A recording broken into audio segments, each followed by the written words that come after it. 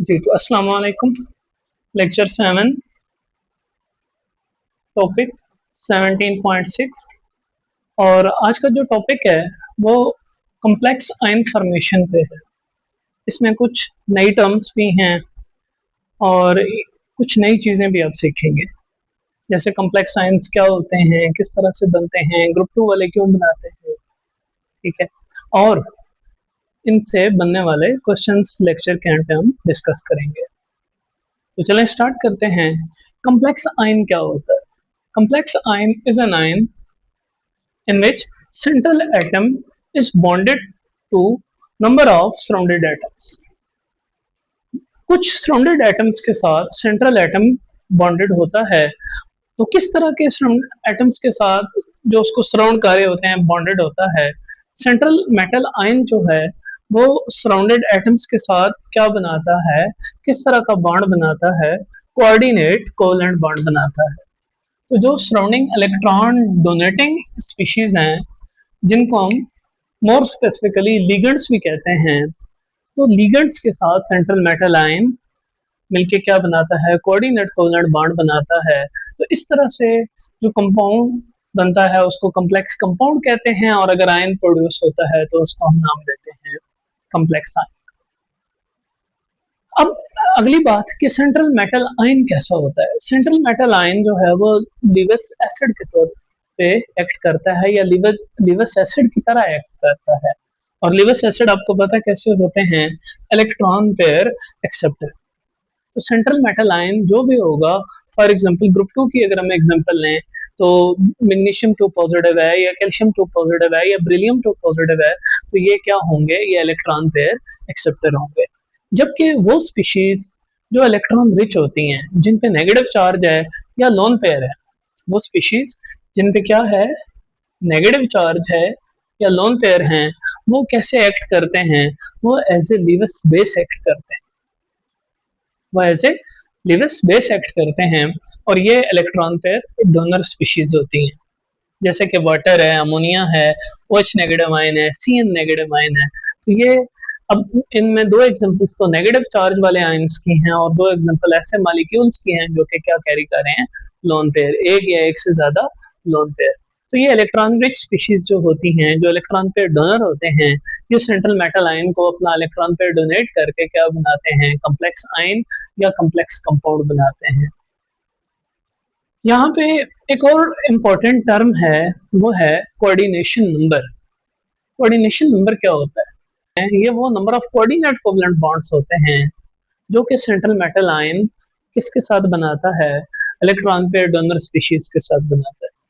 The number of coordinate covalent bonds formed between the central metal ion and electron pair donor species is known as coordination number of central metal.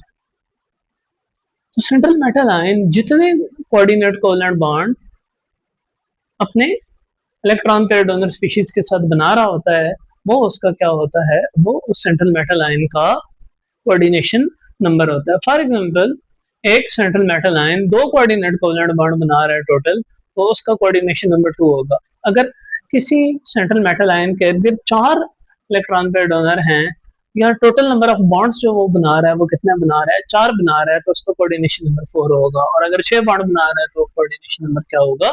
6 होगा। अब जरा हम थोड़ी सी इनकी specificity से बात के मुतालिक बात करते हैं कि कॉम्प्लेक्स आयंस जो हैं, क्या ये कौन से एलिमेंट्स मोर स्पेसिफिकली बनाते हैं, और क्या ग्रुप 2 वाले बनाते हैं या नहीं बनाते? तो जो कॉम्प्लेक्स आयन फॉर्मेशन है, that is typically associated with transition metals. कौन बनाता है? ट्रांजिशन मेटल्स बनाते हैं। और क्यों बनाते हैं? क्योंकि उनके वैलेंस में डी ऑर्बिटल अवेलेबल होता है। तो due to the availability of d orbitals for bonding, वो क्या करते हैं? वो कॉम्प्लेक्स आयन और कॉम्प्लेक्स कंपाउंड्स बहुत आसानी के साथ बनाते हैं। लेकिन ग्रुप 2 के एलिमेंट्स भी क्या कर सकते हैं? कॉम्प्लेक्स आयन या कॉम्प्लेक्स कंपाउंड बना सकते हैं। यहाँ पे हम और स्पेसिफिकली बात करें तो कॉम्प्लेक्स आयंस बना सकते हैं। लेकिन इनकी कॉम्प्लेक्स आयन बनाने की जो एबिलिटी है वो उतनी ज्यादा नहीं है जितनी ट्रांजिशन मेटल्स की है, जितनी के ट्रांजिशन मेटल्स की है। इनकी कॉम्प्लेक्स आयन बनाने की ग्रुप 2 एलिमेंट्स की कॉम्प्लेक्स आयन बनाने की एबिलिटी ट्रांजिशन मेटल्स की जितनी नहीं है, बल्कि उससे लेस है। हाँ, अलबत्ता बना सकते हैं, लेकिन इनकी टेंडेंसी या इनकी एबिलिटी जो है वो ट्रांजिशन मेटल से खासी कम है। जी, तो जैसा कि हमने कॉम्प्लेक्स आयन फॉर्मेशन के मुतालिक कुछ बेसिक टर्म्स पढ़ी हैं, उसके बाद हम ग्रुप टू एलिमेंट्स की कॉम्प्लेक्स फॉर्मेशन पे बात करते हैं। ग्रुप टू के एलिमेंट्स जो है ये भी क्या बना सकते हैं, कॉम्प्लेक्स आयंस बना सकते हैं।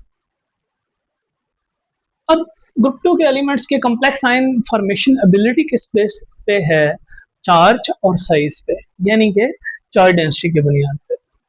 और चार्ज डेंसिटी जो कि स्मॉलर आयंस हैं ग्रुप टू के, उनकी चार्ज डेंसिटी क्या होती है, ज्यादा होती है, जो कि उनको इस काबिल बनाती है कि वो इलेक्ट्रॉन पेयर डोनर को क्या कर सकें, अट्रैक्ट कर सकें। लिहाजा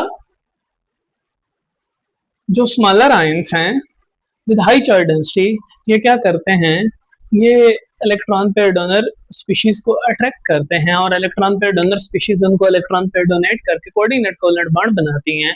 इस तरह से ग्रुप टू के एलिमेंट्स जो है वो क्या बनाते हैं, कॉम्प्लेक्स आयन फॉर्मेशन करते हैं या कॉम्प्लेक्स आयंस बनाते हैं। ग्रुप टू के सारे आयंस जिन पे +2 चार्ज होता है, जिनको हम रिप्रेजेंट करते हैं M2 पॉजिटिव से, ये क्या कर सकते हैं, ये इलेक्ट्रॉन पेयर डोनर के साथ कॉम्प्लेक्स आयन बना सकते हैं।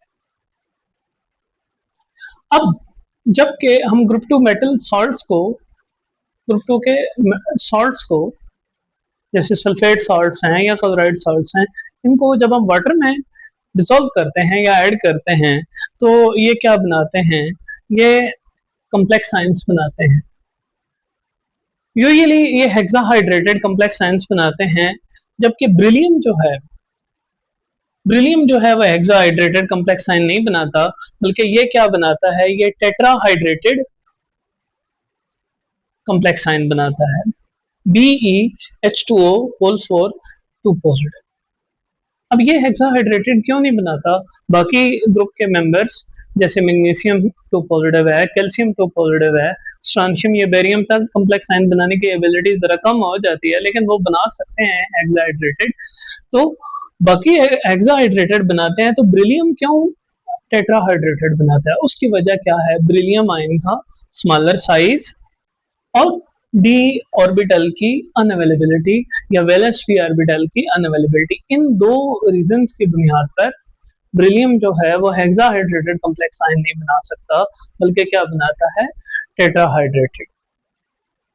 जैसे कि यहाँ पे आप मैग्नीशियम आयन का हेक्साहाइड्रेटेड कॉम्प्लेक्स आयन देखें, मैग्नीशियम आयन है सेंटर में, और 6 वाटर उसको क्या कर रहे हैं, सराउंड कर रहे हैं, और इलेक्ट्रॉन पेयर डोनेट करके क्या बना रहे हैं, बॉन्ड बना रहे हैं। यहाँ पे आपको कुछ सॉलिड लाइन नजर आ रही होंगी, कुछ डॉटेड नजर आ रही होंगी, और कुछ वेज शेप लाइंस नजर आ रही होंगी।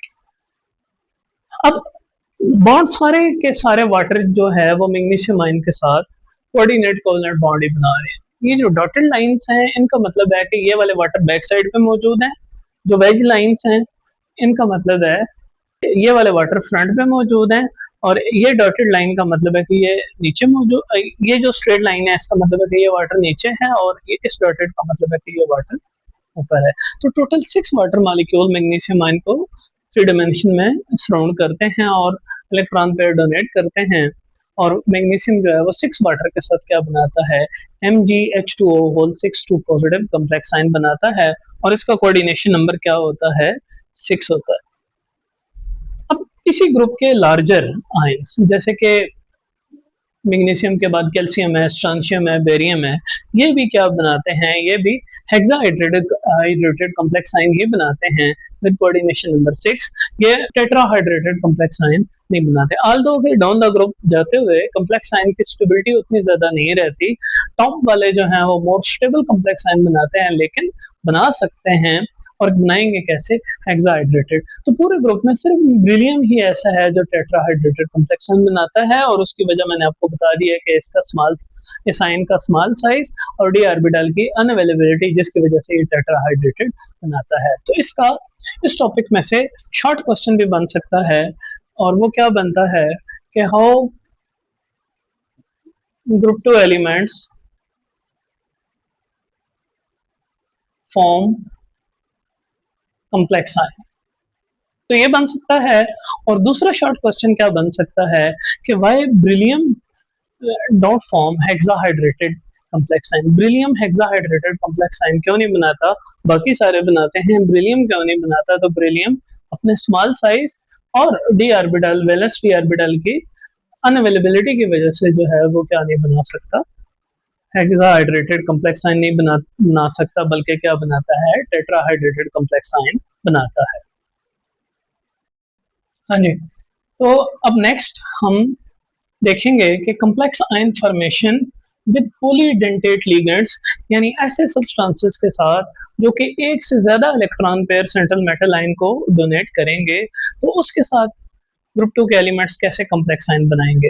तो ग्रुप टू के ions more specifically with the smaller size, ये क्या करते हैं, ये उन इलेक्ट्रॉन पेयर डोनर्स के साथ स्टेबल कॉम्प्लेक्स बनाते हैं जो कि एक से ज्यादा इलेक्ट्रॉन पेयर डोनेट कर सकते। तो ग्रुप टू के आयंस क्या करते हैं, स्टेबल कॉम्प्लेक्स आयन बनाएंगे, किसके साथ, उन इलेक्ट्रॉन पेयर डोनर्स के साथ या लिगेंड्स के साथ जो कि एक से ज्यादा इलेक्ट्रॉन पेयर क्या करते हैं, डोनेट करते हैं। और जो ऐसे सब्सटेंसेस जो कि एक से ज्यादा इलेक्ट्रॉन पेयर डोनेट करते हैं सेंट्रल मेटल आयन को, उनको हम नाम देते हैं पॉलीडेंटेट लिगेंड्स भी कहते हैं। उनको हम क्या नाम कहते हैं, पॉलीडेंटेट लिगेंड्स। तो इसी तरह की एक एग्जांपल है कि कैल्शियम आयन जो है वो क्या करता है, वो ईडीटीए के साथ कंबाइन करके एक रिंग टाइप स्ट्रक्चर बनाता है, और ये रिंग टाइप कॉम्प्लेक्स स्ट्रक्चर बनाता है। तो कैल्शियम आयंस ईडीटीए के साथ कंबाइन करेगा और क्या बनाएगा, कैल्शियम ईडीटीए कॉम्प्लेक्स। ये क्या है, कैल्शियम ईडीटीए कॉम्प्लेक्स। अब ईडीटीए क्या है, ethylene diamine tetra acetic acid. लेकिन यहाँ पे जो कैल्शियम आयन के साथ कंबाइन करता है वो क्या करता है, ethylene diamine tetra acetate ion. It means कि 4 एसिटेट आयन है, और वो जो 4 एसिटेट आयन है, हर एक एसिटेट पे एक एक नेगेटिव है, तो टोटल 4 नेगेटिव। और इथिलीन डायमीन में 2 नाइट्रोजन एटम जो है वो 2 लोन पेयर डोनेट करेंगे, और वो जो 4 एसिटेट हैं वो एक एक इलेक्ट्रॉन पेयर डोनेट करेंगे। तो 4 एसिटेट का एक एक इलेक्ट्रॉन पेयर कितने हो गए, 4, और 2 अमाइन ग्रुप के जो नाइट्रोजन हैं वो 2 इलेक्ट्रॉन पेयर डोनेट करेंगे, तो 4 एंड 2 6। तो ये क्या हो गया, ये हेक्साडेंटेट लिगेंड हो गया। ये कितने इलेक्ट्रॉन पेयर डोनेट करता है कैल्शियम को, 6। अच्छा, अब इसकी चार्ज की बात करें तो 4 नेगेटिव है इस पे, और कैल्शियम पे 2 पॉजिटिव, तो ओवरऑल जब कॉम्प्लेक्स बनेगा तो उस पे -2 चार्ज आएगा। अब ये जो कैल्शियम एडिटिव कॉम्प्लेक्स है ये बड़ा इंपॉर्टेंट है, इस हवाले से भी इसका एक यूज भी है। और वो यूज इसका क्या है कि ये वाटर सॉफ्टनिंग एजेंट के तौर पे काम करता है। कैसे काम करता है कि जो ईडीटीए आयंस हैं, ईडीटीए है वो हार्ड वाटर के अंदर से कैल्शियम आयंस को निकाल सकता है। वो कैल्शियम आयन के साथ बाइंड करके क्या बना देगा, कॉम्प्लेक्स बना देगा। इस तरह से हार्ड वाटर के अंदर से कैल्शियम आयंस रिमूव हो जाएंगे और वो क्या हो जाएगा, किसमें कन्वर्ट हो जाएगा, सॉफ्ट वाटर में कन्वर्ट हो जाएगा। अब एंड पे मैं आपको इस टॉपिक से बनने वाला शॉर्ट क्वेश्चन बताता हूँ कि how calcium EDTA complex acts as a water softening reagent। कि calcium EDTA complex water softening agent के तौर पे कैसे काम करता है।